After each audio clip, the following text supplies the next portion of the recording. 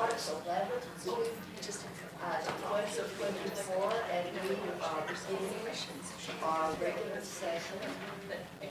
Only this meeting to order. Going to have a pledge of allegiance, and we have Andrea Arad lead us in the pledge of allegiance.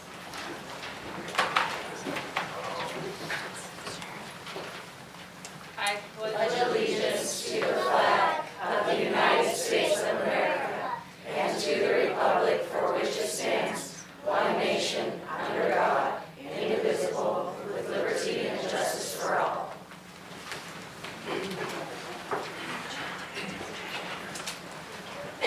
Thank you. We'll now move on to the adoption of the agenda. Are there any changes or amendments to our agenda this evening? Hearing none, then we will adopt the agenda as presented to us. And we'll now move on to item 4, commendations, student commendations, and who shall we begin with this evening? Let's start with the high school. All right, that's great. I'm excited to share this one. I got to tell you though, man, we have some amazing students. This one really stands out, but it's like, wow, I have 10 that I really want to bring up to this month. But this one, she's a senior at Nissa High School with a 4.0 GPA and is on track to be our valedictorian. She is one of our 12% of our seniors have a full class schedule. This one has a full class schedule, which includes several advanced dual credit classes, including college writing, statistics, and advanced biology. And she doesn't play one, she plays 3 instruments at least. Tenor saxophone for jazz band, bass clarinet for pep band, and percussion for marching band. And in her spare time, she plays tennis. She's truly caring and kind and a role model and an inspiration to all of us. And so with that introduction, Sabrina, come on down.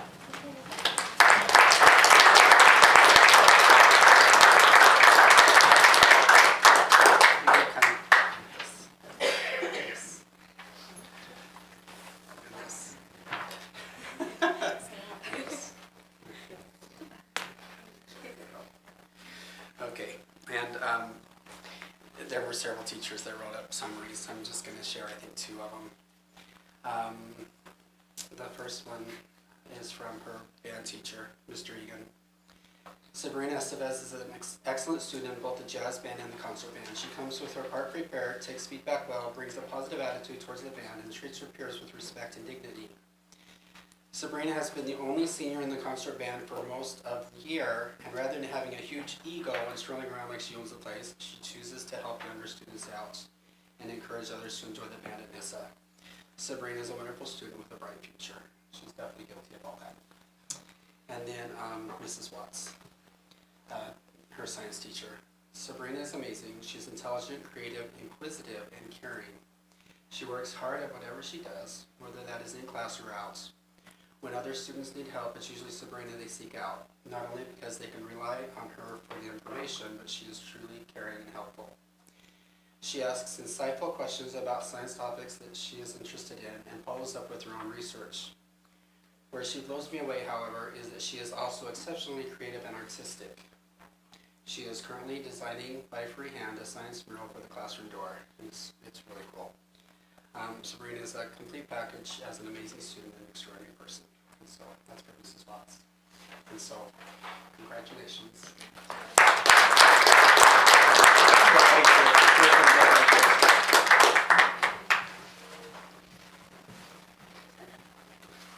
To break this up a little bit, we will now have our elementary school.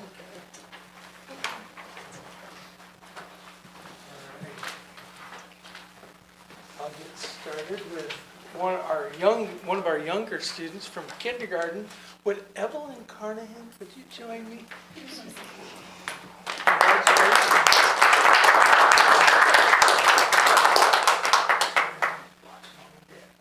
So Evelyn receives this award, and her teacher says this about her. Evelyn has been an amazing student this year in kindergarten. She works hard and is a great friend to her classmates. She recently broke her arm and has had great perseverance with learning to do things with an injured arm. She has pushed through challenges and done so with grace. I have enjoyed having her in my class, and I am looking forward to seeing everything she does in the coming months. And she's got a great smile too, and it's just congratulations.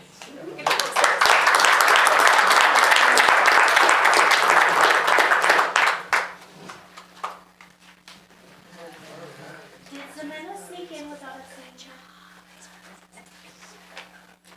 Okay, so our other student isn't here this evening, so we will present this to her at our assembly next week. Thank you. And our staff member is Maya Fisher.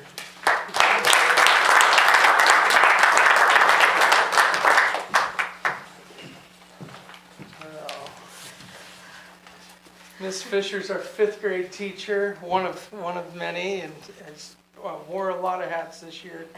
Some of her colleagues say, I have noticed that she comes in very early in the morning to allow students the chance to do their homework. She also usually works with students during lunch recess and afternoon recess. I've seen her as an incredibly dedicated teacher who is sensitive to the needs of her students, and she very much is. You always have a student-centered focus in your classroom, and you go above and beyond for our students. Current and previous and future students benefit from your hard work and dedication to them. Thank you for being a part of our amazing community, and that's from this book. Thank you.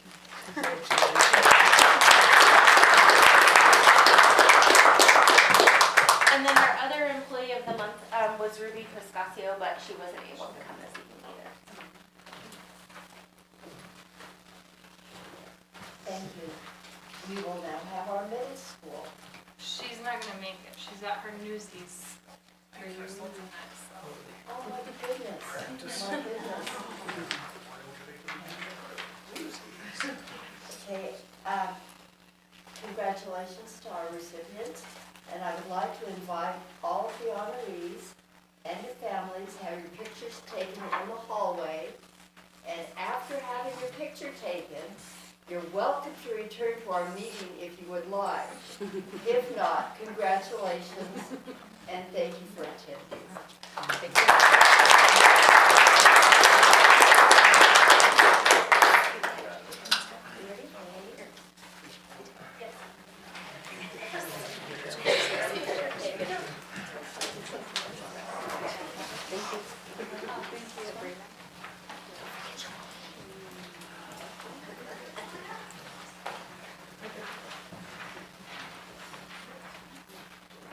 Okay, we will now move on to item 5, our visiting patrons and delegations. And before we get started, I would like to read a statement. A person speaking during the designated portion of the agenda or public comment may offer objective criticism of district operations and programs. The board will not hear comments regarding any individual district staff member.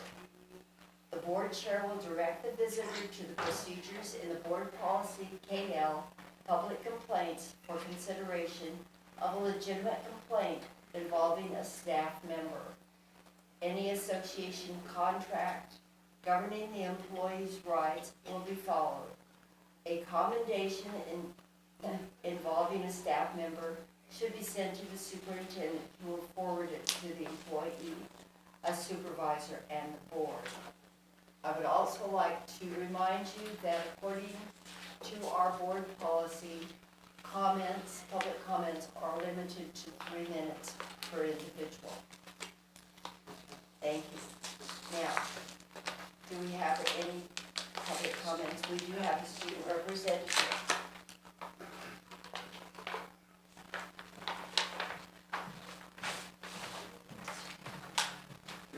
Hello, my name is Isabel Cuevas. I'm an 8th grade student here at Nessa Middle School.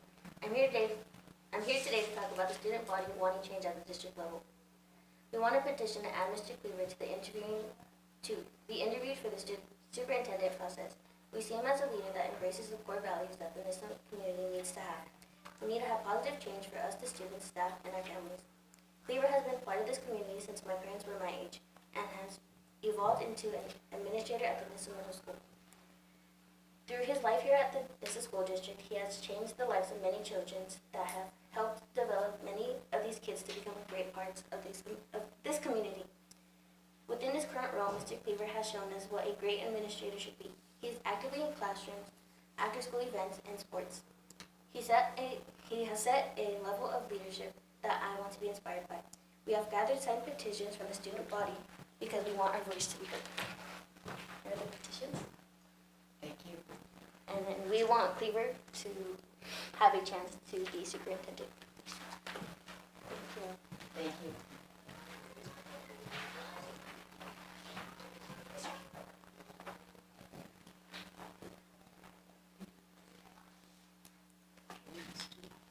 Do we have another public comment? It's student reps. Student They're reps. reps. It's reps.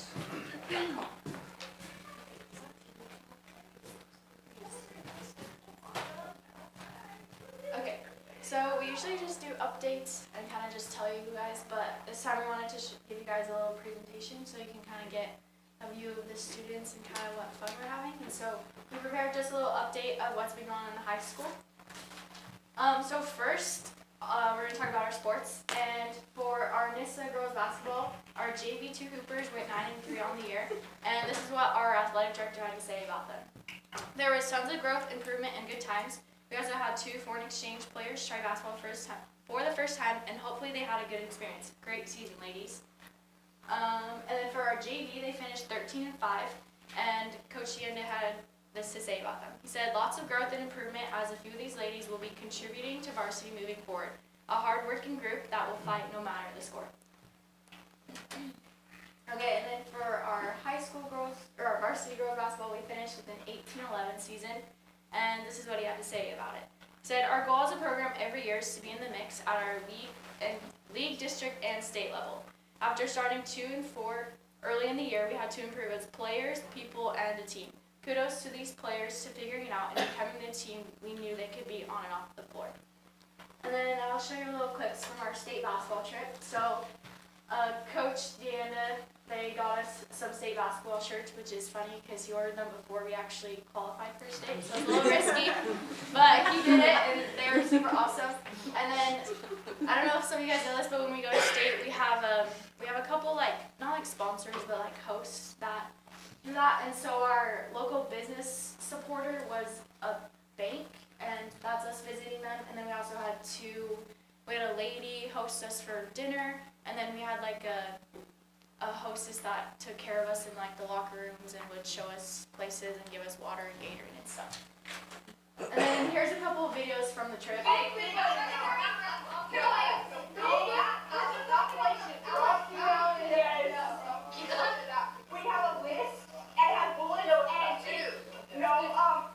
So that was at our host's house eating dinner, and we were playing charades.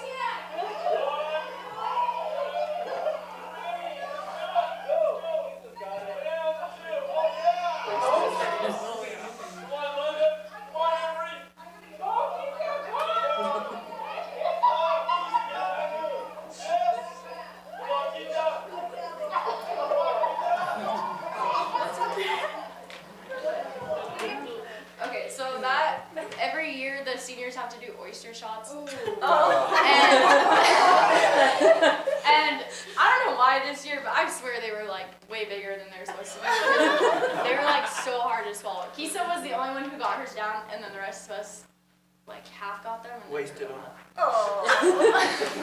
guys gave us like only 5 seconds to mentally prepare for that, so it was hard. Okay, and then our boys basketball finished 6-19 overall and 1-9 in league.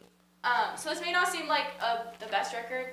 However, they were almost in every single game they played. They always kept the score close and put up a fight against every single opponent. And there was a huge improvement from last year, not only statistically, but also improvement in being good teammates, coachability, and overall being good people. And here's a couple pictures from the boys. Okay, I get get the joy of talking about our wrestling team. This year, our boys were district champions, and I know I talked about this at our last board meeting, but now we have a picture. So this is our boys team. We had 2 district champions as well, George Candelas and Ashton Wilson, so that was really great.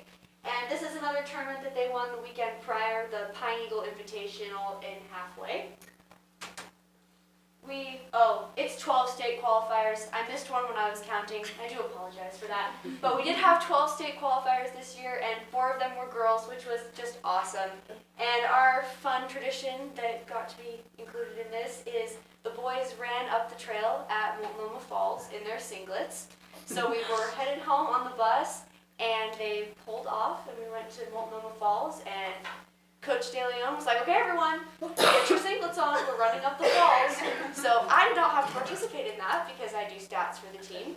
But they ran all the way up to the lookout point of Multnomah Falls, and it was really cold, and it was a little bit wet down at the base of the waterfall. But they did it, and I'm sure they had fun doing it for the first half. After that, I don't think it was fun anymore. State, some of our wrestlers did a really awesome job. Ashton Wilson was the 157-pound state champion.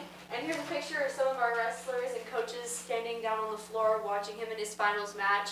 Ashton also pinned every single opponent at the state tournament, which is virtually unheard of, and we were all super proud of him. We also had Kira De Leon take 3rd place. Kira's a freshman, so this was especially a great accomplishment for her. Leanne Butler is also a freshman who took 3rd place. Junior Abby Mardok took 3rd, and Lorian Downs took 4th, and Nate Beck was able to take 6th place. So here we have the podium at the state tournament, and then some of our girls with Coach JoJo. This was supposed to get changed.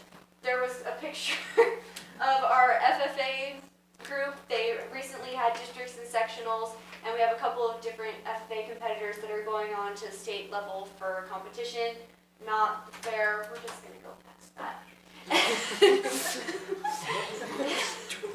and Spencer Romans and Eliana Monk are both going to be running for state office, so we wish them the best of luck on that.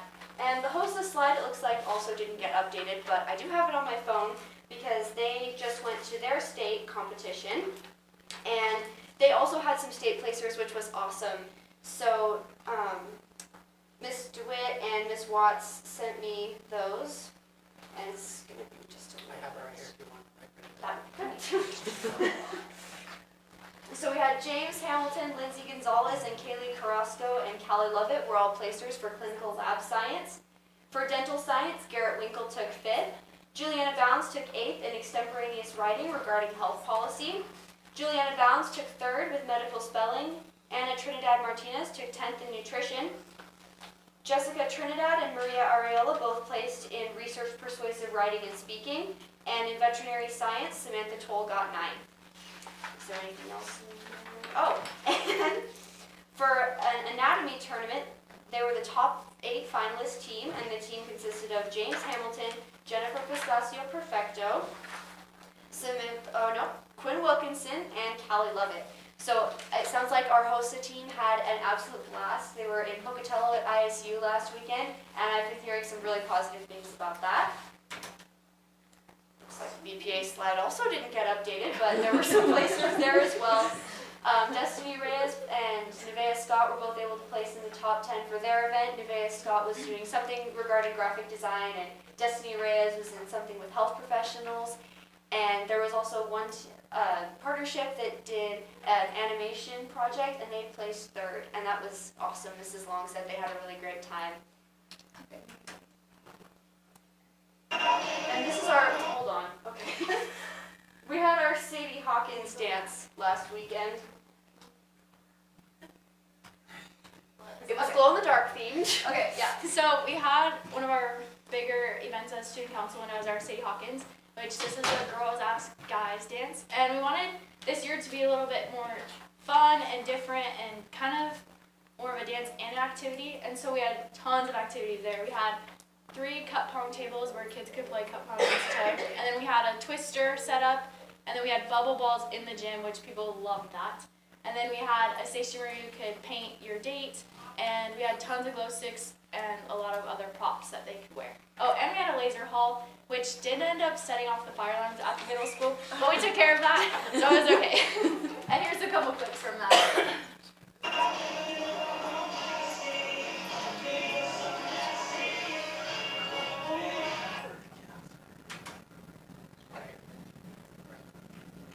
There's no music on this one, but this is our setup, and this was like right at 8. There's a laser haul. Yeah. And our food table was superior, just so you know. I was most proud of that. I vouch for it, it turned out very nice. Yes. Yeah, that was our City Hawkins dance, and that's all that we have for our updates on Mesa High School. So thanks for your time.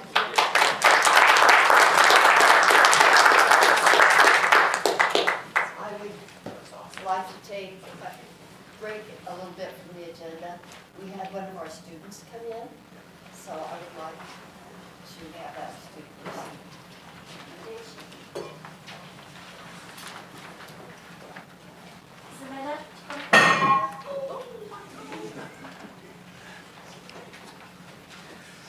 Let's give Ximena a hand.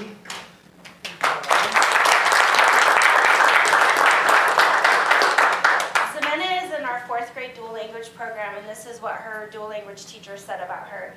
Dear Ximena, it is with great pleasure and pride that we announce you as our dual language student of the month. Your dedication, perseverance, and positive attitude towards learning have truly set you apart. Your commitment to mastering English while excelling in your studies is commendable.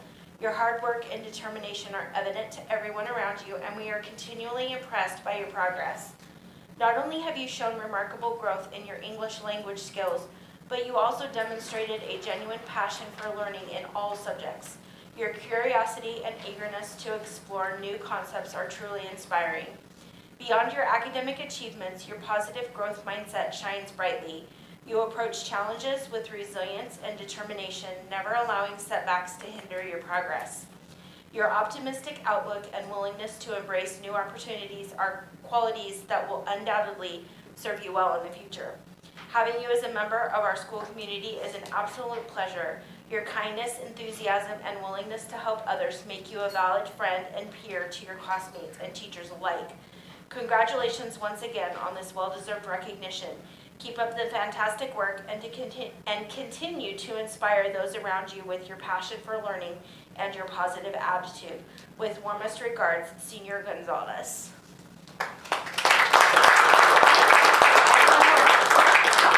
Okay, Senior Moore says, Ximena is an exceptional student who comes to school to learn.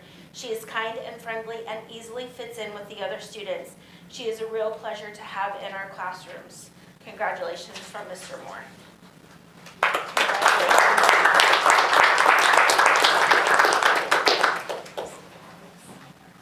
Mrs. Book, are you available to take their picture in the bottom? I can, yes.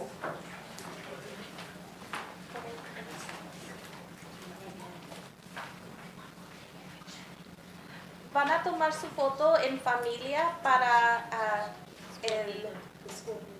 el papel de la escuela.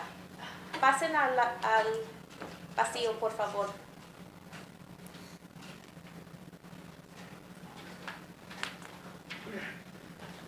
Thank you. I appreciate that. Now that we've taken things out of order, we're doing a very good job of taking everything out of order.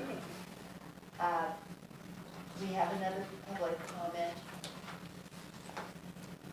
Mr. Fournier. Hi. Some of you don't know me. I'm Mr. Fournier, Craig Fournier. I teach at Nissa High School. I'm a biology teacher. I've been here for 11 years. I've taught for 31 years in 3 different states. I sent you all a letter last week, even though I got just a few responses, and this will only take a few minutes. I just want to state how important school board members are in helping our school district and deciding the direction of our success. The teachers are the backbone of what takes place on a day-to-day basis. But I believe the community may not know the impacts you, as school board members, have with the hiring of a superintendent and the importance of that position in our district. As you know, our past choices with superintendents have had mixed results. This time you have a big job of getting it right. You still have that opportunity. I've talked to a lot of alumni, parents, dozens and dozens of teachers that agree with this and the line of questions that we assume you have asked yourself during this hiring process. For instance, to do your due diligence, we assume you have asked these questions for such an important job. Have you asked staff members who they believe district-wide is our most solid administrator? Have you asked who has been in administration here for almost 2 decades, going back to when NISA schools were in U.S. News as one of the top schools in the country? Who was hired by Don Grad, who wrote our district's playbook to success during those years? Have you asked other administration from the district buildings who they looked to for answers in the past? Have you asked yourselves, how many administrators do we have in our district that are homegrown, that have been part of our community for decades? Have you bothered to ask questions in 2 of the 3 buildings in our district where Mr. Luke Cleaver was in administration, how those teachers, parents, students value him as a leader and person who gets things done? Have you asked the superintendent candidates if they brought home 11 state championship titles and coached and positively influenced hundreds and hundreds of kids born in Nyssa, Oregon? And lastly, have you asked the question or thought about that by not including Mr. Cleaver as one of the finalists for the superintendent position, that Nyssa may be losing one of our best homegrown administrators ever, or one of them? Passing by Mr. Cleaver for this position is tragic. There's no question about that. Thank you. Thank you.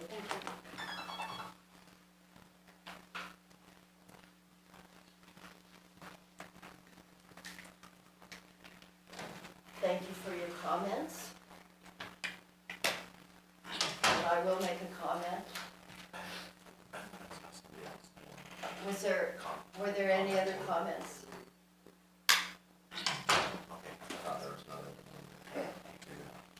I would like to make one comment.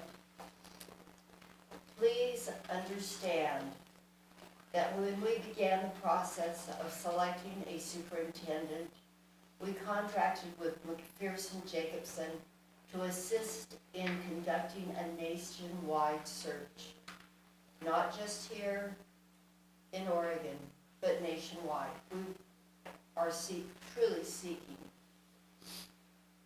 someone who is very good. The school district has not done this previously. As part of this contract, the board signed a confidentiality agreement, also known as a non-disclosure agreement.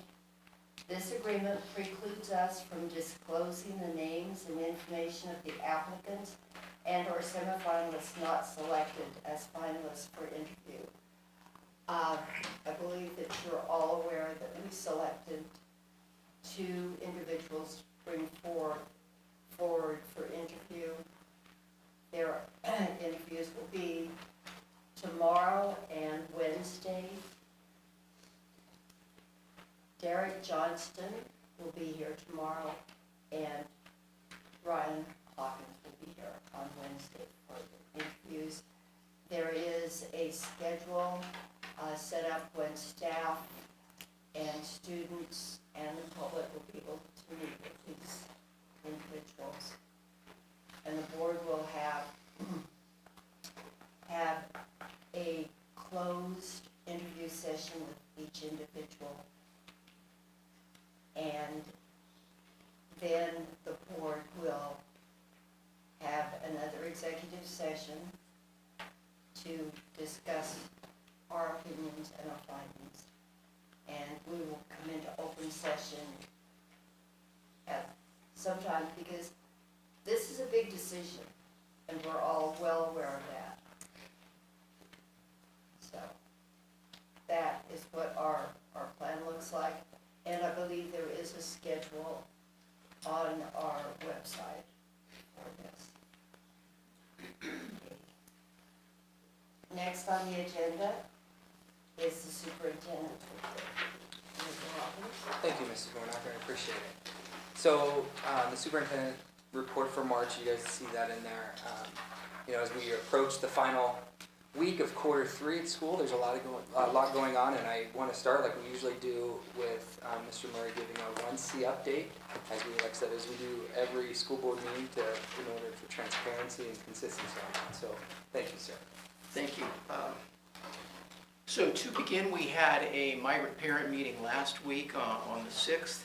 There were 30 parents in attendance, and more even than the attendance, there was enthusiasm in the room, interest in the room, and parents who stepped forward as leaders, parents who recognize what has transpired previously with our migrant program, but are embracing the program going forward, see the movement that's occurring in it, and are willing to spend their time and leadership efforts to do that. So we're looking forward to a new group of parents led by by the 3 officers who were elected during that meeting going forward. And so we also thank the board members who were there, and Mr. Hawkins there for his support of that meeting. Additionally, tomorrow, Crystal and I will be meeting virtually with the Crow Group, and the Crow Group, as you know, is the group that is the firm that is conducting our forensic audit. After receiving thousands of pages of documents, they've narrowed their investigation down to 200 items, budgetary items, and so 90% of that meeting tomorrow will be Crystal responding to additional questions from Crow. We don't know exactly what the questions will be, but they focus on those 200 items, and we will go from there to see what next steps will be after that meeting. And of course, we'll keep you up to date on the progress of that. As you know, the meeting that was scheduled with ODE, the ODE monitoring visit for the last week in February, was canceled and is now rescheduled for the week of April 8th.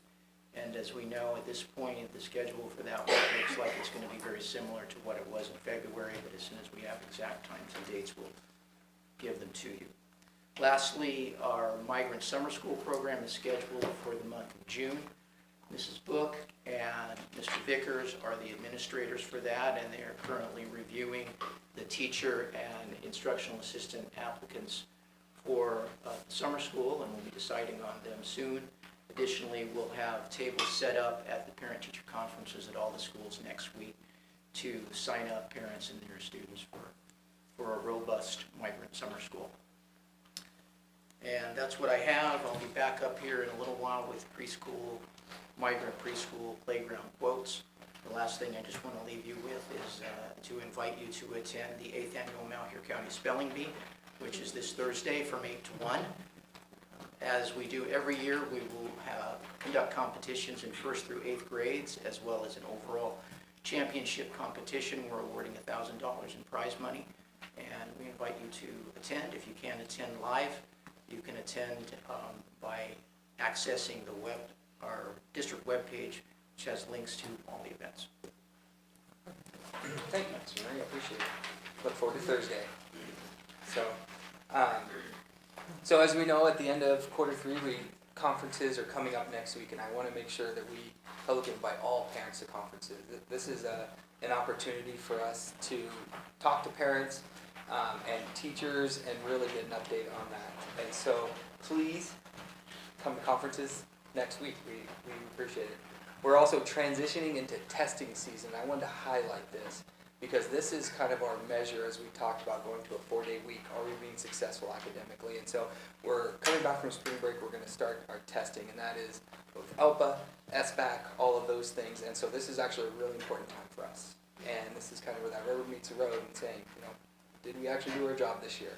And so I'd just like to highlight what our schools and our classroom teachers and our students will be going through the next month or so while doing that. And so I just wanted to let you guys know let's support each other through this. And so so the next one, calendar update. Last month we adopted a calendar, and I did have to make a couple changes to that, and I want to make you aware of like the spelling error and holiday, and there was also Thanksgiving holiday was on the wrong week. I moved that down. And also there was, on the bottom, there's a removal of 8-period calculations. And like Mr. Hunter and some other teachers were talking about that calculation and how we are looking at maybe a 7-period day, or even advisory is something we want to look into. So taking that off, make sure that we reflect that we are open to that and looking at that currently. I thought that was part of the calendar. So it's part of it. So when I say that, because they're looking at advisory for the SEL curriculum, we were looking at is like, how do we deliver that? And so maybe one day a week we might have to do an advisory. And so we have to adapt the schedule to reflect what that looks like. And so that was something that that we have off there right now, but we would like to explore that. So. Good, because the calendar I approved was an 8-period calendar. Yep.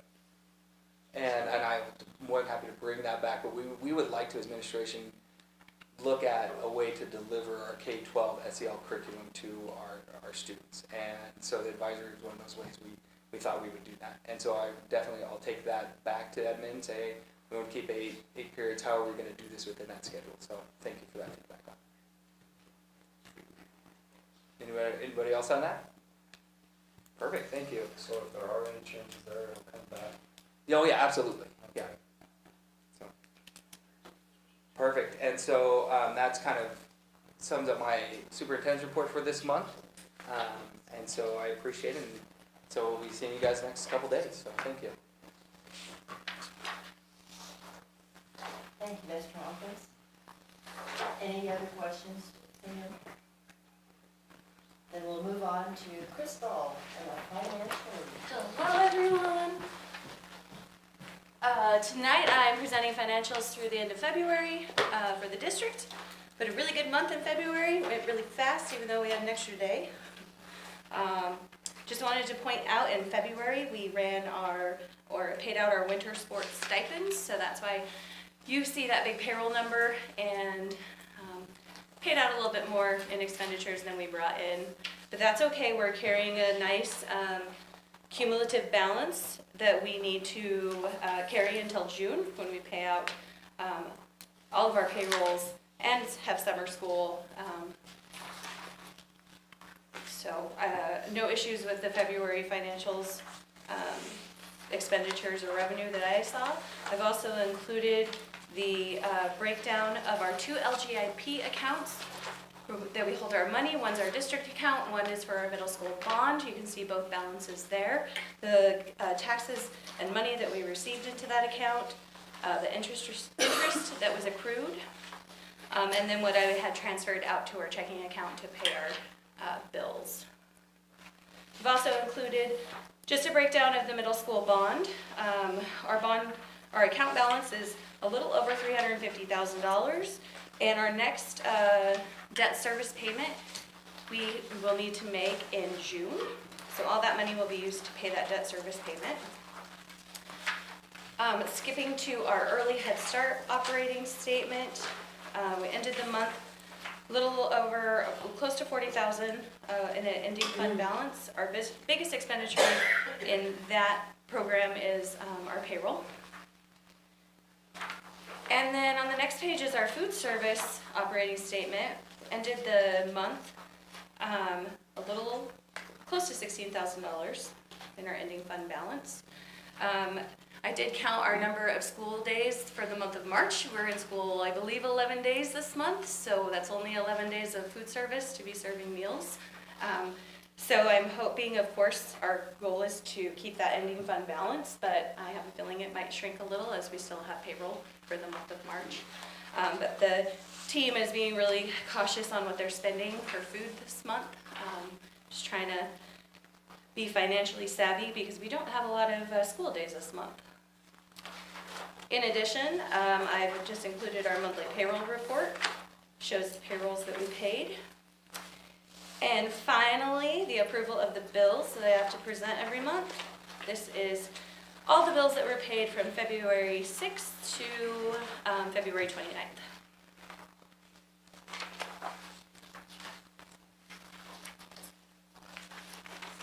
Are there any questions on the financials this month? Do we have any questions for Crystal? Okay. Thank you. You're welcome.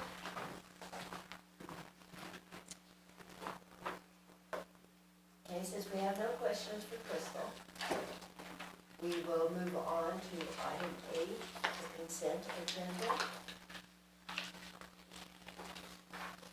With the minutes of the February 12th regular session meeting and the minutes of the March 4th work session meeting. Approve the financial reports as presented. Hires, resignations, the renewal of teacher and administrator contracts, and the renewal of classified staff, supervisors, and confidential employees. Do we have any questions on the consent agenda?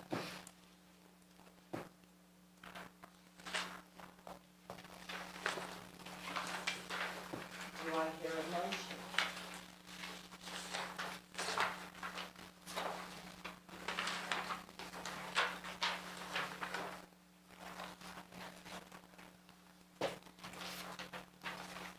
I make a motion to approve the consent agenda. Do I hear a second?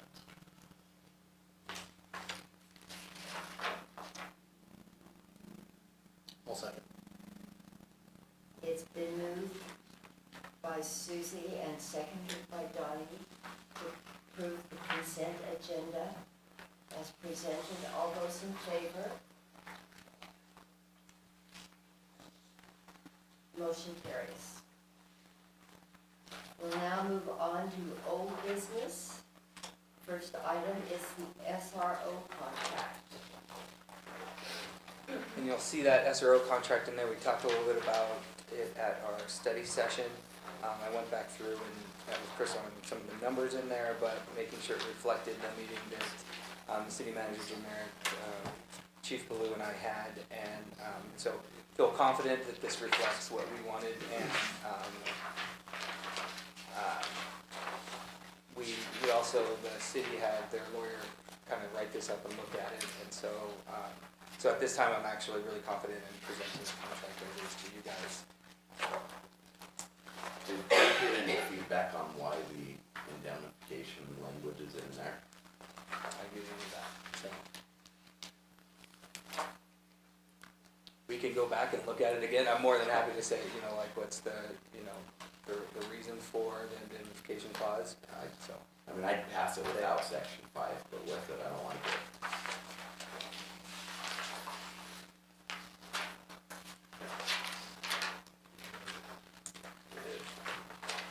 Do you want to go a little deeper in that, just to make sure that I'm communicating that? What about it?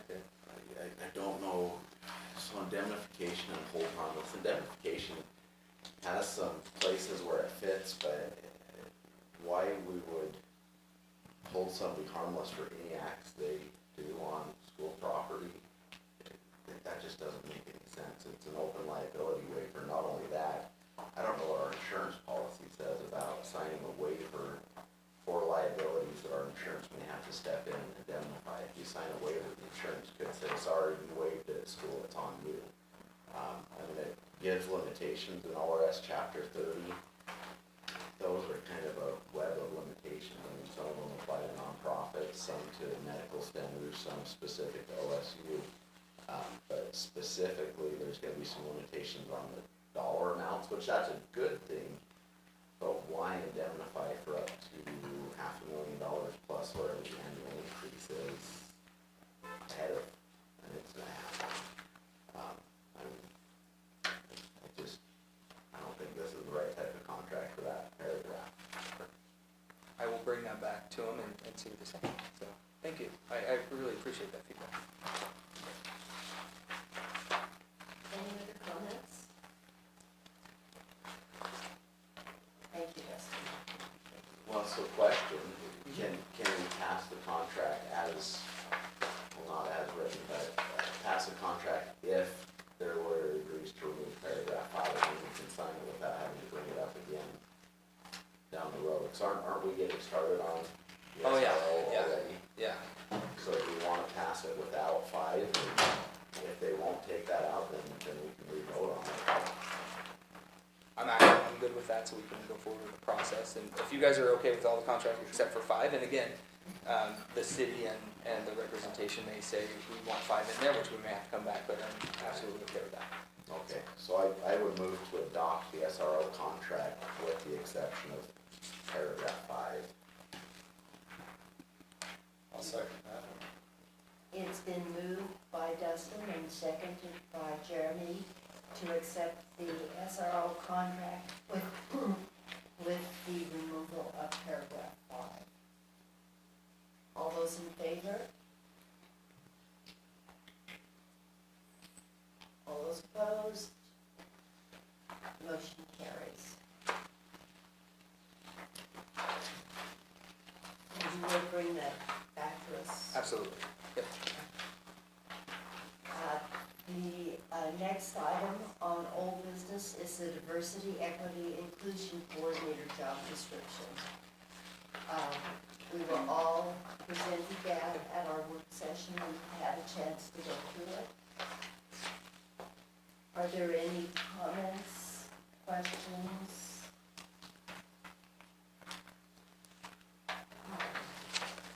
Anything about it? Since I hear none, do I hear a motion? I'll make a motion to accept the contract as written. I second. Job description, I guess. It's not a contract. It's been moved by Jeremy and seconded by Maribel to accept the job description for the Diversity, Equity, Inclusion Coordinator. All those in favor? Motion carries. New business, the migrant preschool playground. Thank you. So you have in your packets quotes from 3 different companies for the migrant preschool playground, from Recreation Today, Kaplan Playgrounds, and Park and Plain Northwest. The expense for this playground, whichever bid is approved, has already been written into our carryover narrative, or 1C, migrant 1C carryover narrative from the 22-23 school year, and this has been approved by ODE for expenditure. So of the 3 quotes, I think just as a background, and I provided it on there, this is for the playground that is directly east of and adjacent to the district office building and connected to the elementary playground. I know we have a lot of playgrounds out there, so sometimes it might be a little bit confusing. It's a enclosed structure, chain link enclosed structure, kind of a rectangular spot. Not a lot bigger than this room in total. But within that spot, it's about a 30 by 30 space that we're talking about. The flooring for it will be what they call, you see, rubber mulch flooring, which is basically rubber pieces that are mixed with adhesive liquid material and then spread out on the base to form a base for the playground, which make it a playground that is really low maintenance and high safety for falls and that kind of thing. And so the playground would be placed on top of that surface. So all of these quotes include a rubber mulch base. So my recommendation from among these would be the Recreation Today quote, option 2.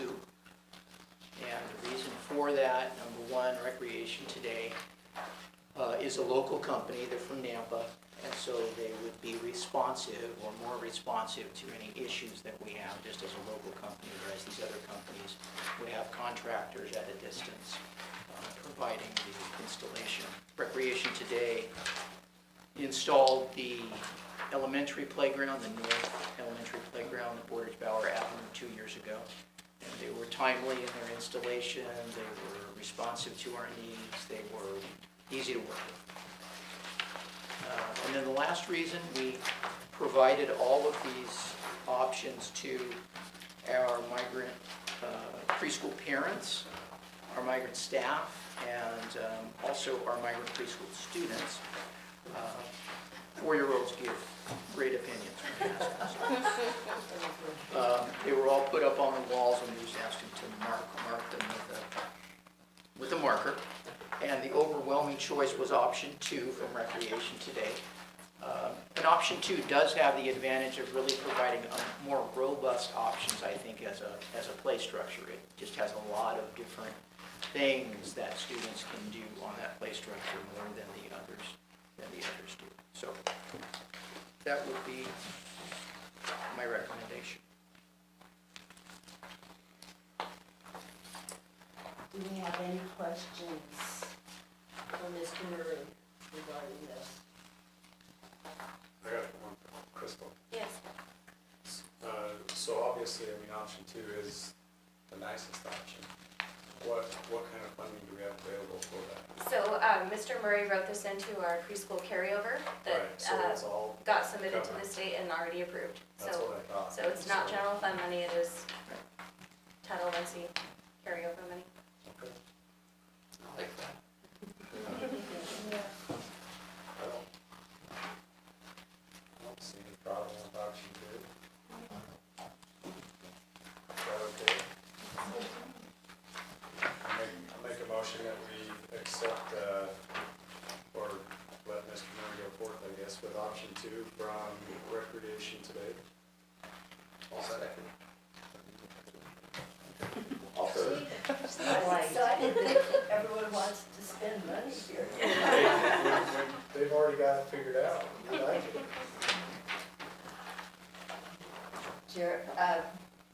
Jeremy has made a motion to accept option 2 from the Recreation Today for the Margaret Preschool Playground. And it's been seconded by Donnie and by Dustin. All those in favor? The motion carries. Okay. Board report.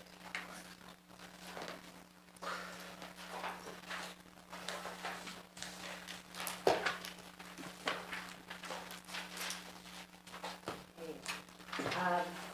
Superintendent interviews on March 12th and March 13th, that's tomorrow and Wednesday. On March 12th, Derek Johnston, currently Senior Director of K-5 Schools for Portland Public Schools, will be here to be interviewed. We do have the schedule in our website. Also, there is a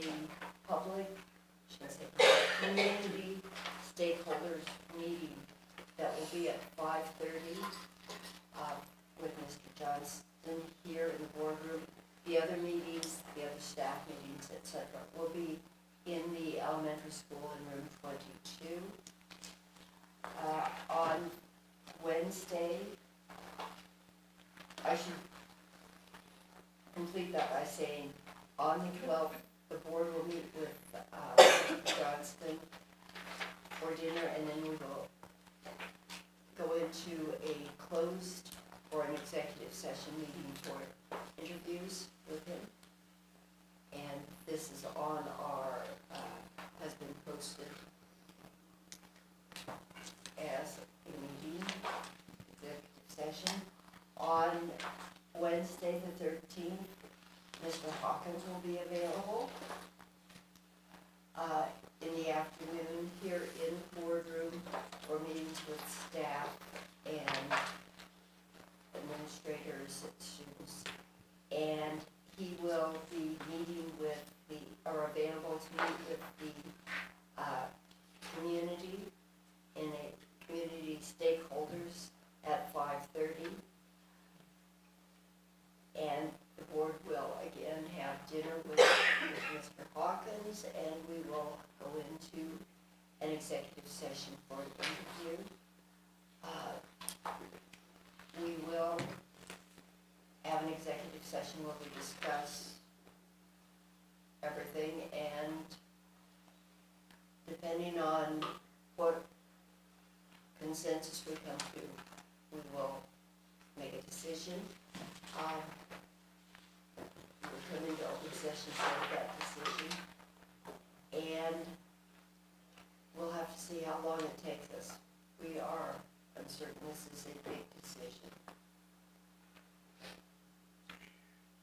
also like to make note that the board scholarship deadline is April 1st. We don't have a lot of applicants. I'd like to remind the seniors that this scholarship is available. The information is available.